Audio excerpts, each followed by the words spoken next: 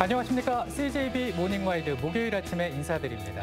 코로나19 사태가 장기화되면서 집에서 보내는 시간이 길어졌습니다. 재택근무에 나서는 사람들도 늘고 또 외출을 자제하다 보니까 자연스레 집콕족이 돼버린 셈이죠. 그렇습니다. 코로나19로 집콕을 해야 하지만은 이것이 우리에게 영향을 주기도 하는데요. 가장 대표적인 게 일조량 감소입니다. 이것은 삶의 질을 미묘하게 떨어뜨리는 원인이 될 수 있다고 합니다. 그렇습니다. 그래서 일주일에 최소 3-4번씩 또 10분씩 일광욕을 해주면 좋다고 하는데요. 요즘처럼 해를 보기 힘들다면 유제품이나 달걀, 또 등푸른 생선으로 비타민 D를 보충해주는 것도 좋은 방법이라고 합니다. 네. 목요일 CJB 모닝와이드 뉴스 시작합니다. 충청권이 공동으로 준비해온 2030년 아시안게임이 사실상 무산됐습니다. 이례적으로 개최지 선정 시점이 앞당겨진 게 가장 큰 걸림돌이었지만 충청권의 대응에도 아쉬움이 남았습니다. 이태현 기자입니다. 아시아 올림픽 평의회 OCA가 정한 아시안게임 유치의향서 제출 마감 기한은 어제까지였습니다. 정부의 승인이 있어야만 의향서 제출이 가능했지만 정작 심의위원회조차 열리지 못한 채 2030년 충청권 공동 아시안게임 유치의 꿈은 무산됐습니다. 심의 주체인 문화체육관광부는 기반 서류를 살펴보는 데에만 한 달 이상의 시간이 소요되고 국무회의까지 거쳐야 하지만 충청권이 지난 13일 공식 유치 신청을 접수한 만큼 심의가 사실상 불가능했다는 입장입니다. 그럼 충청권의 준비는 왜 이렇게 늦어졌을까? 통상적으로 아시안게임의 개최지 선정은 대회 8년 전 이뤄지지만 이번 경우에는 OCA가 대회 10년 전인 올해 11월까지로 개최지 선정 시점을 앞당긴 게 가장 큰 이유입니다. 때문에 충북을 비롯한 4개 시도는 지난 2월부터 한 달여간 부랴부랴 관련 서류들을 준비할 수밖에 없었고 코로나19와 국회의원 선거라는 변수도 있었습니다. 기존 절차보다 조금 더 먼저 마감을 하겠다라고 요청을 해왔고 충청권이 다 합의해가지고 저희한테 승인 요청이 왔고 총회에서 승인이 났고 또 그거를 문책으로 보낸 거죠. 이러한 이유들을 감안하더라도 준비 과정에 아쉬움은 남습니다. 충청권 4개 시도지사들은 지난해 2월 아시안게임 공동 유치협약을 체결한 뒤 유치 활동을 벌여왔지만 정부에 승인 요청을 한 서류에는 경기장들에 대한 국제 규격 검토나 신축 경기장에 대한 구체적 예산 등이 누락된 것으로 알려졌습니다.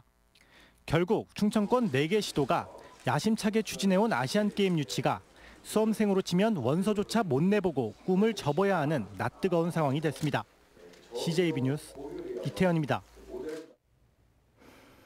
사업비만 1조 원이 넘는 방사광 가속기 유치 전에 정치권이 개입하는 등 과열 양상이 빚어지고 있습니다.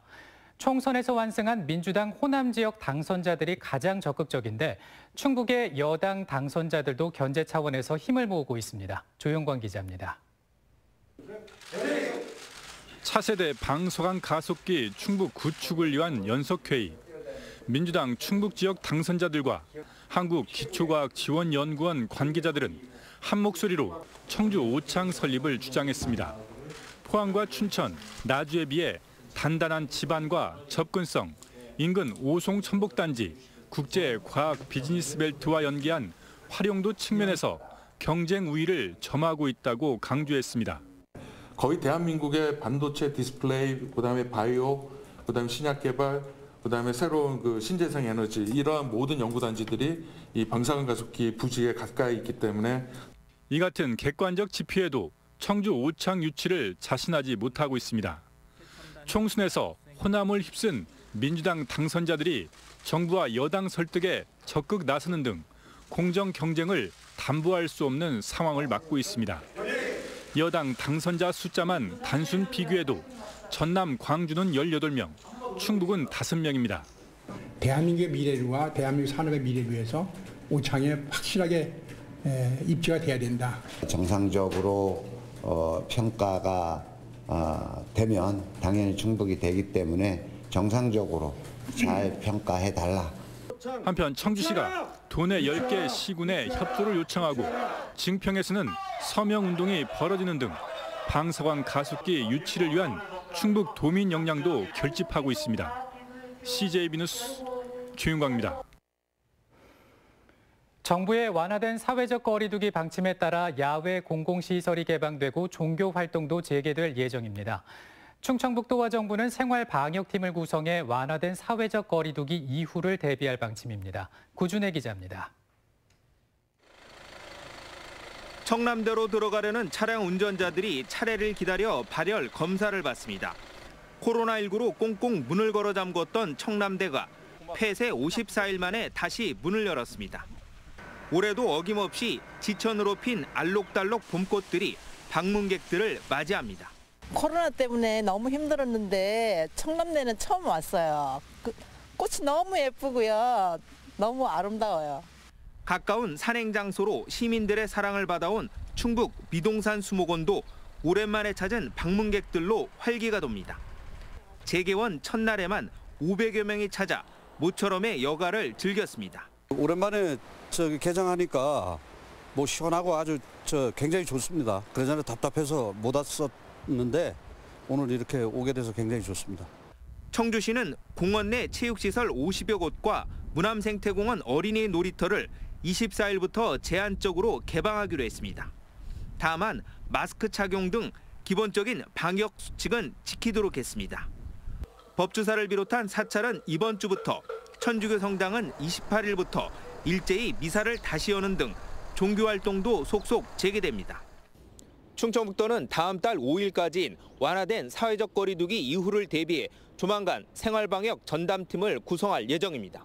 충북 지역 코로나19는 지난 2일 이후 추가 확진자 없이 안정세를 유지하고 있습니다. 사회적 거리두기가 한 단계 완화된 가운데 공공시설을 중심으로 점진적인 개방이 잇따를 전망입니다. CJB 뉴스 구준혜입니다. 충북 지역 모든 농업인에게 매월 10만 원을 지급하자는 충북 농민수당 조례안이 충북도 의회에 부의됐는데요. 결과는 심사 보류였습니다. 도의회는 충북도와 농민들의 이견이 좁혀지지 않는 만큼 협의체 구성을 통한 심도 있는 논의가 필요하다고 봤습니다. 박원 기자가 취재했습니다.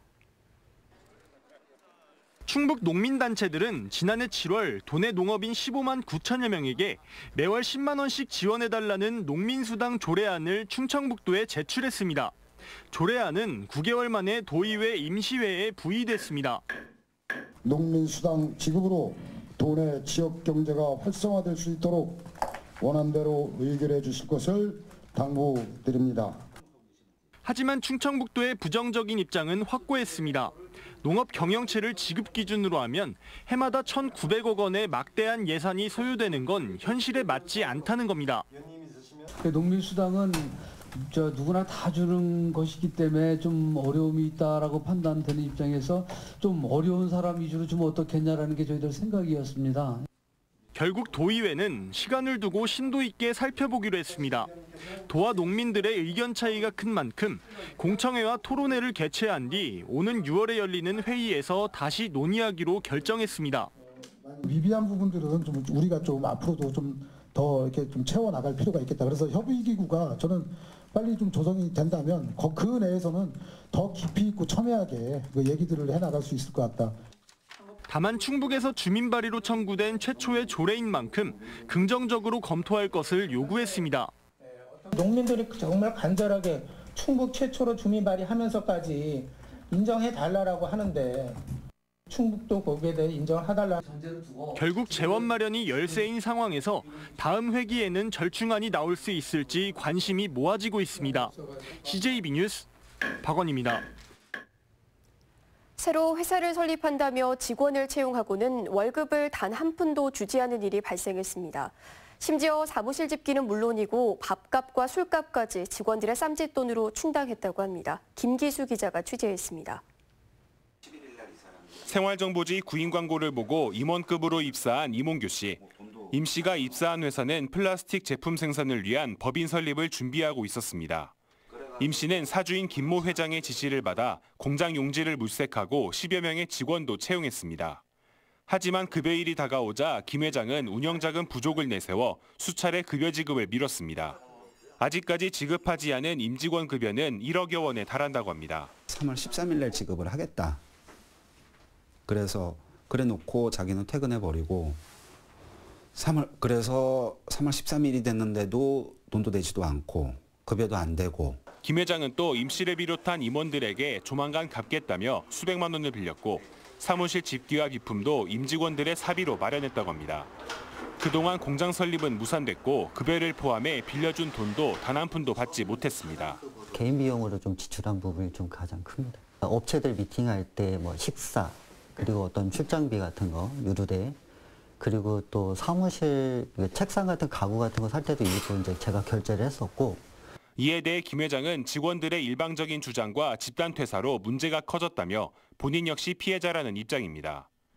고용노동부 충주지청은 임직원들의 진정서를 토대로 사건에 대한 진상조사를 벌이고 있습니다.